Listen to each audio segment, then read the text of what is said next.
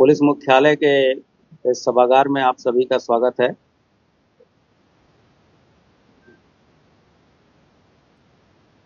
माननीय मुख्यमंत्री जी के नेतृत्व में उत्तर प्रदेश में जो अपराध और अपराधियों के प्रति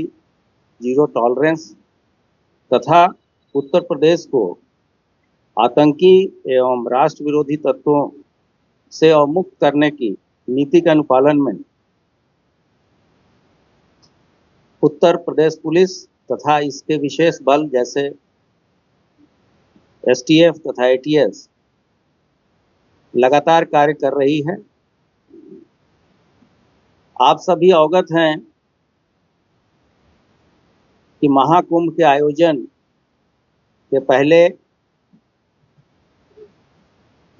ऐसे विघटनकारी तत्वों के द्वारा जो कि देश और विदेश में मौजूद थे, उनके द्वारा गड़बड़ी फैलाने की तथा कुछ ऐसी घटनाएं कारित करने की सूचना दी गई थी और यह सूचना विभिन्न एजेंसियों के माध्यम से हम लोग को प्राप्त हुई थी। उसी के क्रम में एक महत्वपूर्ण सफलता उत्तर प्रदेश के एटीएस को बीती रात मिली है और ये कार्रवाई उत्तर प्रदेश पुलिस की एसटीएफ तथा पंजाब पुलिस के द्वारा ज्वाइंट ऑपरेशन में की गई है। इस ऑपरेशन के तहत दिनांक 6/3/25 को बब्बर खालसा इंटरनेशनल एवं आईएसआई के मॉड्यूल का सक्रिय आतंकवादी लजर मसीह पुत्र कुलविंदर को कौशाम्बी से गिरफ्तार किया गया है। अभियुक्त का पूरा नाम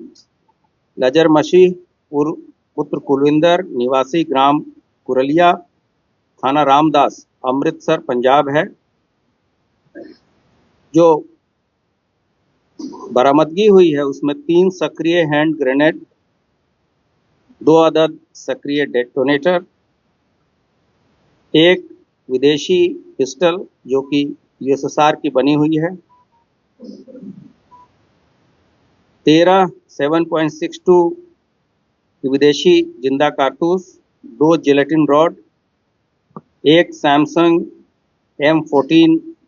मोबाइल बिना सिम कार्ड के तथा एक फर्जी पते पर बनाए हुए आधार कार्ड। आप सभी अवगत है कि 23 दिसंबर 2024 को विभिन्न एजेंसियों से प्राप्त सूचना तथा पंजाब पुलिस के द्वारा प्राप्त सूचना के आधार पर पीलीभीत पुलिस तथा पंजाब पुलिस के द्वारा संयुक्त ऑपरेशन में 3 आतंकवादी मारे गए थे और उस मुठभेड़ में भारी संख्या में असलाहों की बरामदगी भी हुई थी। तब उनके द्वारा पंजाब में कई आतंकवादी घटनाएं कारित की गई थी, जिसमें विभिन्न पुलिस चौकियों पे हैंड ग्रेनेड फेंके गए थे। उसमें वो लोग वांछित चल रहे थे। इसके प्रक्रिया स्वरूप खालिस्तानी आतंकी गुरपतवंत सिंह पन्नू, जिसको पन्नू के नाम से जानते हैं और जो अमेरिका में न्यूयॉर्क में रहता है, तथा अन्य जो इनपुट हमारे पास आ रहे थे उसके द्वारा उसने महाकुंभ प्रयागराज के दौरान आतंकी हमले की धमकी दी थी। इसके लिए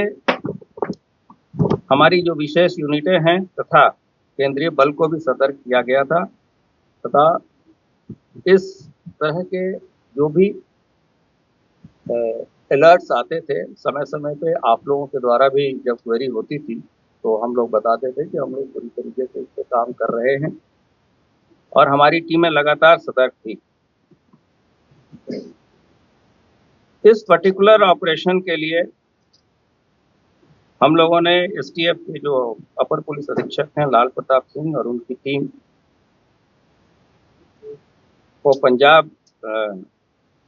और पंजाब टीम को, पंजाब पुलिस की टीम को आतंकवादी लजर पुत्र कुलविंदर की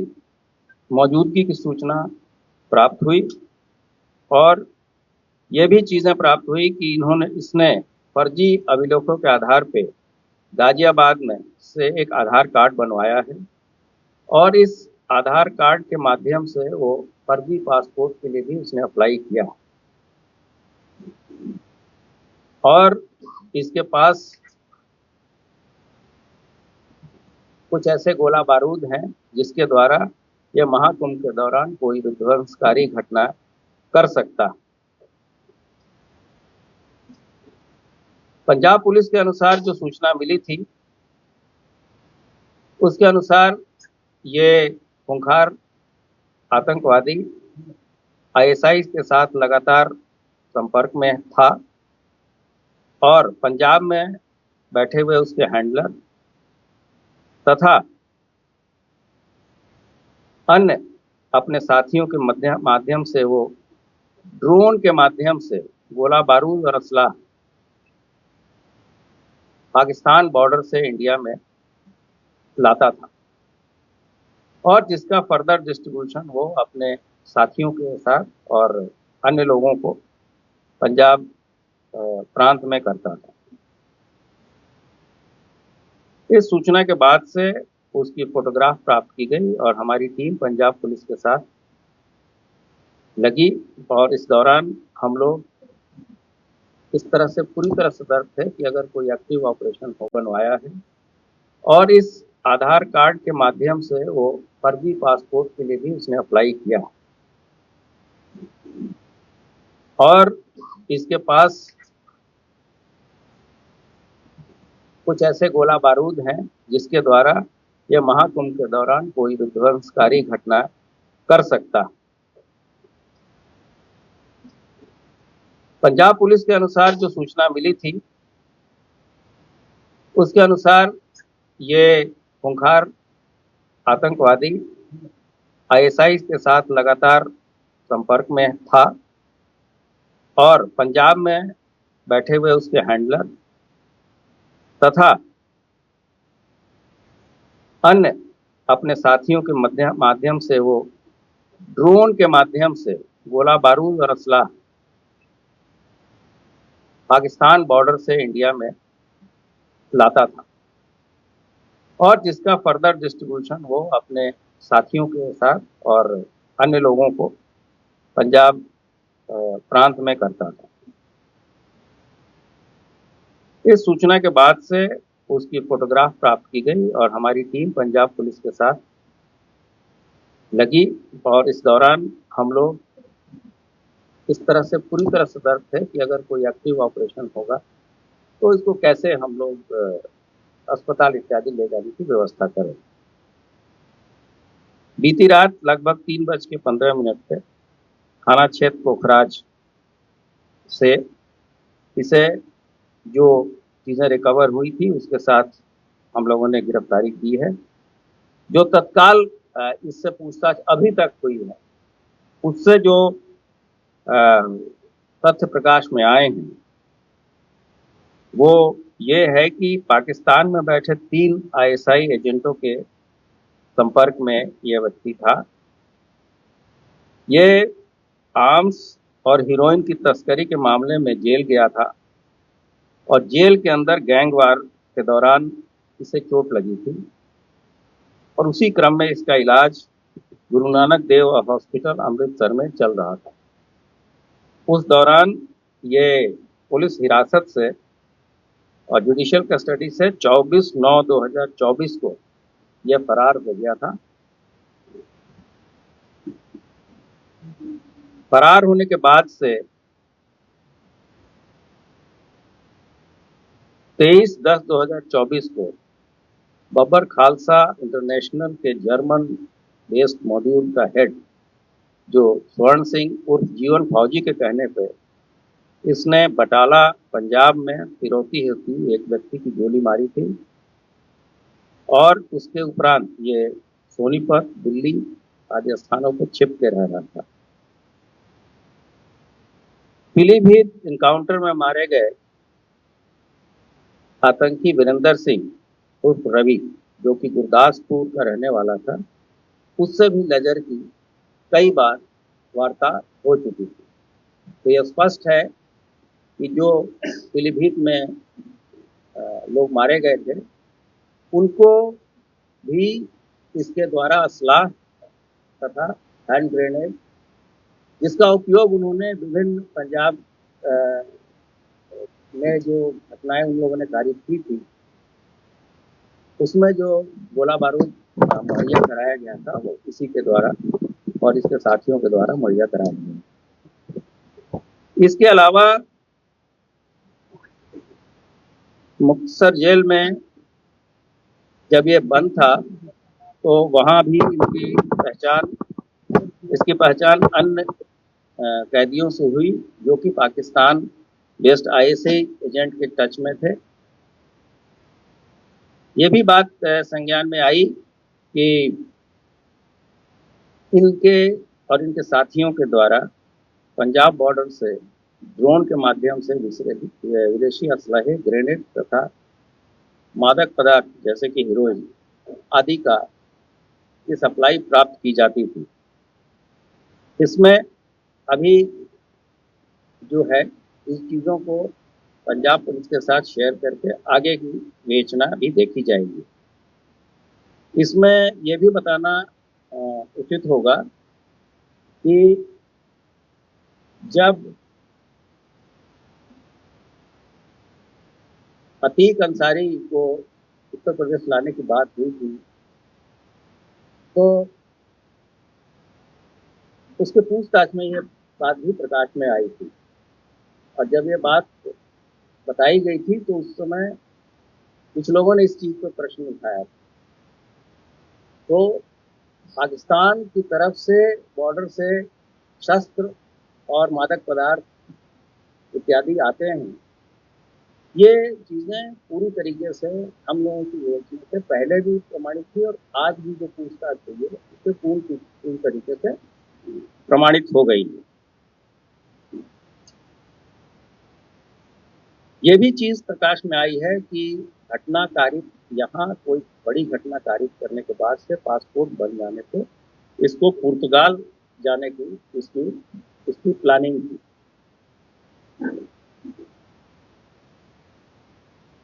और पंजाब में पुलिस चौकियों पर हुए ग्रेनेड के हमले, जिसकी जिम्मेदारी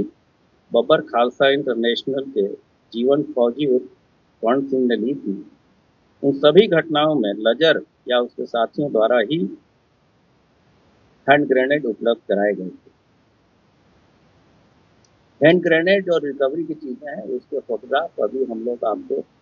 अपने ग्रुप पे शेयर कर देंगे। इसी तरीके से उसने कुछ और साथियों के भी नाम बताए हैं, जो कि कुछ लोग यूएसए में रहते हैं, कुछ लोग पुर्तगाल में रहते हैं, कुछ लोग कतर में रहते हैं, और इससे ये सिग्नल ऐप पे बातचीत करता है। तो पाकिस्तान की तरफ से बॉर्डर से शस्त्र और मादक पदार्थ इत्यादि आते हैं, ये चीज़ें पूरी तरीके से हम लोगों की व्यवस्था से पहले भी प्रमाणित थी, और आज भी जो पूछताछ हुई है उससे पूरी तरीके से प्रमाणित हो गई है। ये भी चीज़ प्रकाश में आई है कि घटना तारीख, यहाँ कोई बड़ी घटना तारीख करने के बाद से पासपोर्ट बन जाने से इसको पुर्तगाल जाने की इसकी प्लानिंग थी।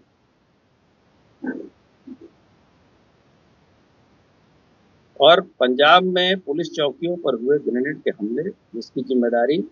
बब्बर खालसा इंटरनेशनल के जीवन फौजी उर्फ स्वर्ण सिंह ने ली थी, उन सभी घटनाओं में लजर या उसके साथियों द्वारा ही हैंड ग्रेनेड उपलब्ध कराए गए थे। हैंड ग्रेनेड और रिकवरी की चीज़ें हैं, उसके फोटोग्राफ अभी हम लोग आपको अपने ग्रुप पे शेयर कर देंगे। इसी तरीके से उसने कुछ और साथियों के भी नाम बताए हैं, जो कि कुछ लोग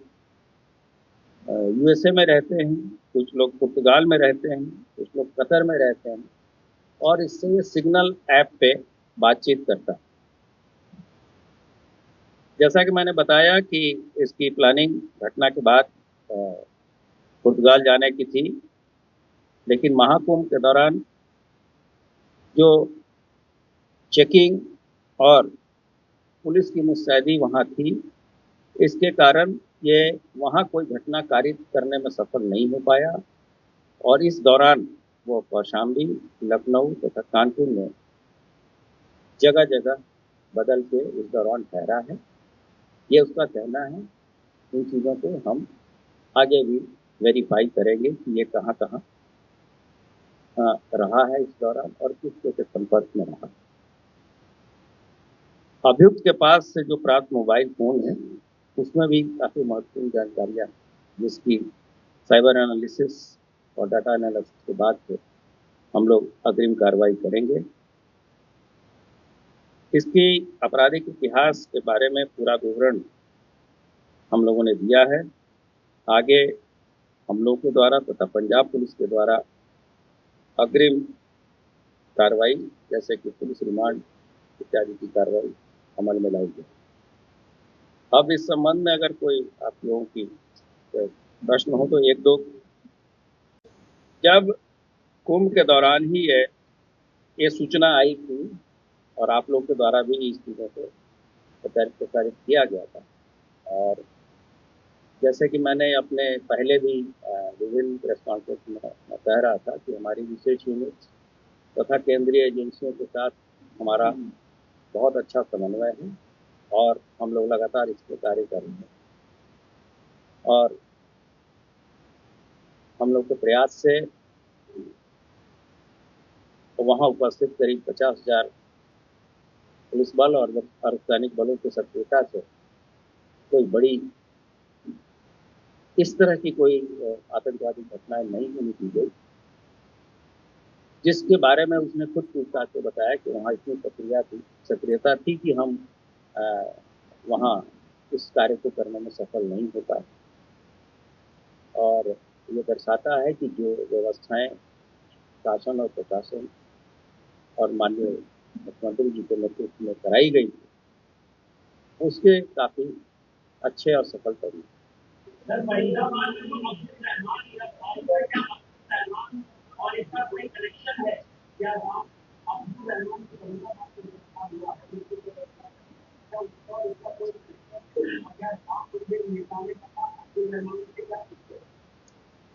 उसके बारे में मैंने पहले भी बताया है कि हरियाणा की एसटीएफ तथा गुजरात एटीएस ने इस पर कार्य किया है, और जो सूचनाएं उनके द्वारा प्राप्त होंगी जिसको हम लोग आपके साथ शेयर करेंगे, और इसके पास से और इसके मोबाइल से जो चीज़ें निकल के आएंगी, अगर कोई इसमें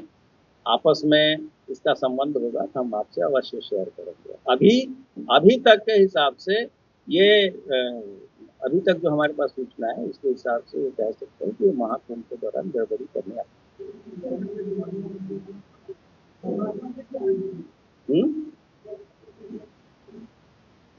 नहीं, ये दोनों का ये सक्रिय सदस्य है, और बकर खालसा के महत्वपूर्ण पाकिस्तान में भी रहते तथा अन्य विदेशों में रहते लगातार कार्य कर रहे थे, और लोगों के द्वारा तो ट्वीट करके भी चीजें बताई गई थी। भाई वो तो मैंने आपको बोल पढ़ के बताया और आपको दिया भी है।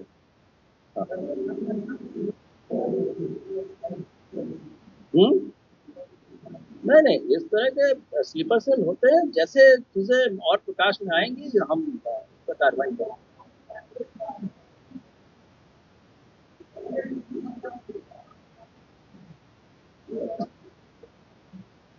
उसके बारे में अलग से बात करेंगे।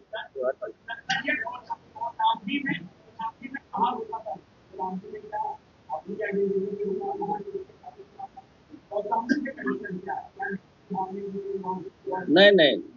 मैं तो आपको बताया कि इसने आधार कार्ड फर्जी पते पे गाजियाबाद से बनाया है, और उस पते पे इसने पासपोर्ट के लिए अप्लाई किया हुआ है। और इसके पूछताछ पर इसने बताया कि इसको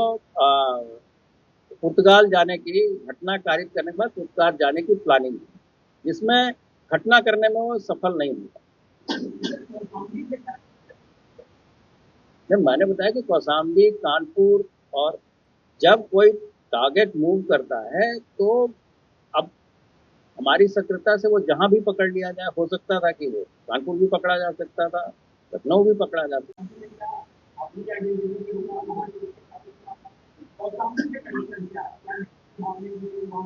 नहीं नहीं,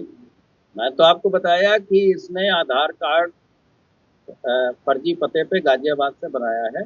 और उस पते पे इसने पासपोर्ट के लिए अप्लाई किया हुआ है। और इसके पूछताछ पर इसने बताया कि इसको पुर्तगाल जाने की घटना कारित करने के बाद पुर्तगाल जाने की प्लानिंग थी, जिसमें घटना करने में वो सफल नहीं हुआ।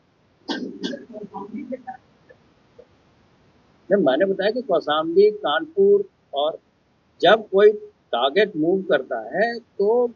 अब हमारी सक्रियता से वो जहां भी पकड़ लिया जाए, हो सकता था कि वो कानपुर भी पकड़ा जा सकता था, लखनऊ भी पकड़ा जा सकता था, लेकिन बीती रात वहां पे सुरक्षा बलों ने उसको ओवर पावर किया और उनसे ये रिकॉर्ड।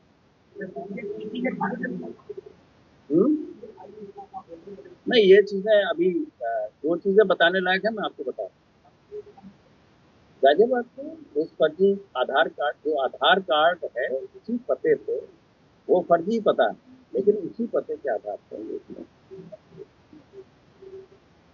नहीं, हमारे तो अपनी रिकवरी है, हमारा केस होगा, प्लस वहां से तो ये भगौड़ा है ही, वो लोग भी इसको अपने केस में वहां ले पुलिस रिमांड पे है। नहीं, हम तो कोकराज थाने पे होगा नहीं।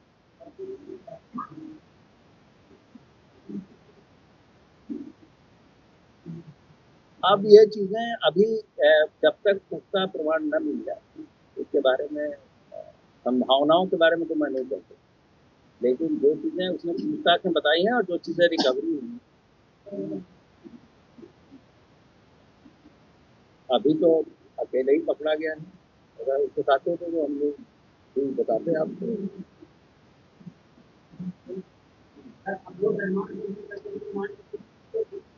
नहीं, अब्दुल रहमान अगर हमारे यहाँ किसी केस में प्रकाश में आएगा तो हम लेंगे, वरना वहाँ के लोग तो ले ही लेंगे। उसके पास से कुछ ऐसे ऑब्जेक्शनेबल मटेरियल मिले हैं जिनके आधार पे हरियाणा की पुलिस कार्रवाई कर रही है।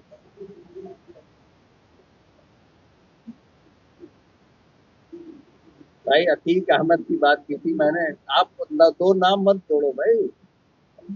मैंने ये कहा कि जब अतीक को पंजाब से यहाँ लाने की बात हुई थी, जेल शिफ्ट करने की, नहीं नहीं, कहाँ से आया था? हाँ, जब गुजरात से लाने की बात हुई थी अतीक की, तो ये बात उस समय भी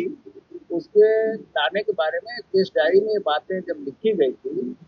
तो इस चीज पे बहुत बड़ा वो उठाता कि साहब ये पुलिस अपने मन से कर रही है, ये चीजें कर रही है। तो मेरा कहना है कि किसी भी, जब इस तरह की कार्रवाई जो राष्ट्र विरोधी तत्वों के खिलाफ होती है, जिस पे जो कार्रवाइयाँ होती हैं उससे उसको बहुत हल्के में नहीं लेना।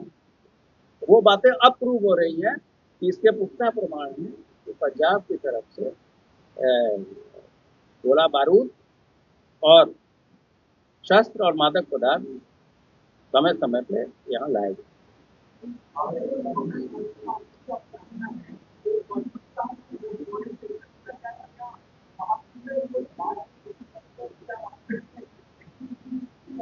भाई इनकी मंशा वही थी, हमने प्रेस रिलीज में लिख के भी दिया और बोला भी आपके सामने। धन्यवाद।